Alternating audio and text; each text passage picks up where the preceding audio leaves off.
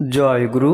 ইষ্টপ্রাণ দাদা ও মায়েরা, আজ ইষ্ট প্রসঙ্গে পরম পূজ্যপাদ শ্রী শ্রী আচার্যদেবের এই অমৃতময় কথাগুলি জেনে নেব। খুবই গুরুত্বপূর্ণ এই ভিডিওটি প্রচুর শেয়ার করবেন যাতে তথ্যগুলি সবাই জানতে পারেন। এই চ্যানেলে নতুন হলে চ্যানেলটি সাবস্ক্রাইব করে পাশের বেলটি বাজিয়ে রাখবেন। এবারে বিস্তারিত।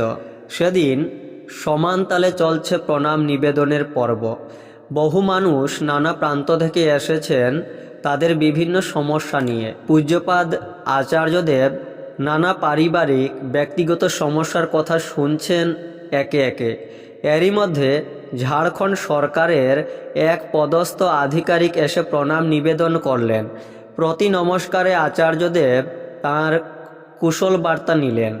সৎসঙ্গের কর্মযজ্ঞ প্রসঙ্গে নানান কথা উঠল।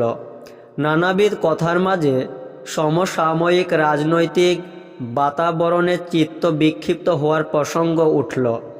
আচার্যদেব বললেন, কোনো কথা, কোনো ব্যবহার যদি আমার মনকে প্রভাবিত করে, যদি চিত্ত বিভ্রান্ত হয়ে ওঠে, তাহলে নিজেকে থামিয়ে প্রশ্ন করতে হবে, আমি কি আমার নিজের ইচ্ছাকে চরিতার্থ করার জন্য প্রলুব্ধ চিত্তে চারপাশে ভ্রমণ করছি? না তো। আমার চিত্ত কি ঔদ্ধ স্থির আছে? যদি না থাকে, সব কাজ ছেড়ে আগে সেখানে মেরামতি করা প্রয়োজন।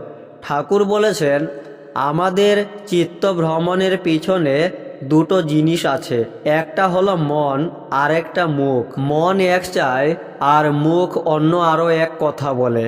এখন বুদ্ধি একমাত্র জিনিস যা বিচারের মধ্য দিয়ে নিয়ে আমাদের চাহিদাগুলোকে নির্ধারিত করে। ঠাকুর একেই বললেন বিবেক।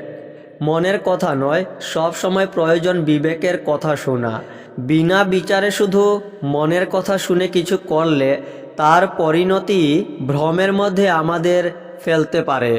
আপনি যে কোনো ক্ষেত্রে যে কারোর কাছে যান, দেখবেন মানুষের মূলত একটাই সমস্যা, বিক্ষিপ্ত চিত্ততা।